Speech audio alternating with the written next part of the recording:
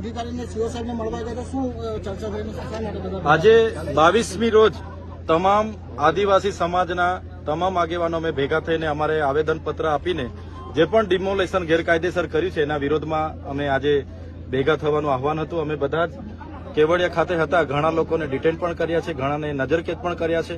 ત્યારે આ અસરગ્રસ્તોની જમીનો આમાં બધી ગઈ છે અને એ લોકોને આજે ઘર તોડી નાખવામાં આવે, એમને ઘરબાર વગરના કરી દેવામાં આવે.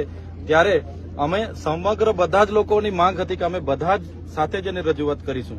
પણ ત્યાંના વહીવટીતંત્ર પ્રશાસને અમને 4 આગેવાનોને ત્યાં મીટિંગ માટે બોલાવ્યા હતા અને 4 આગેવાનો અમે સીઓ સાહેબ જે છે અરોરા સીઓ શ્રી અરોરા છે એમની ઓફિસે ગયા. ત્યાં પોલીસ અધિક્ષક, વન સંરક્ષક અને તેમની અધ્યક્ષતામાં હમણાં મીટિંગ થઈ.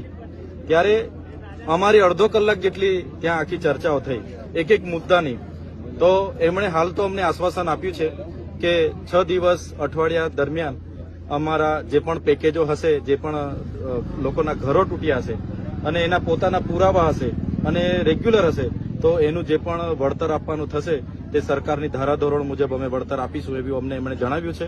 સાથે સાથે એમનું કહેવાનું એવું હતું આજે કે એ જમીન 1970માં સંપાદન થયેલી જમીન છે અને એ જમીન સંપાદિત છે, એના પાસે અમારા પાસે પુરાવા ને બધું છે. તો અમે એમણે એવું કીધું કે તમારી પાસે જો પુરાવાને કોણે વળતર લીધું, કોને આપ્યું છે એ તમારી પાસે હોય તો અમને તમે આવનારા દિવસોમાં આપજો.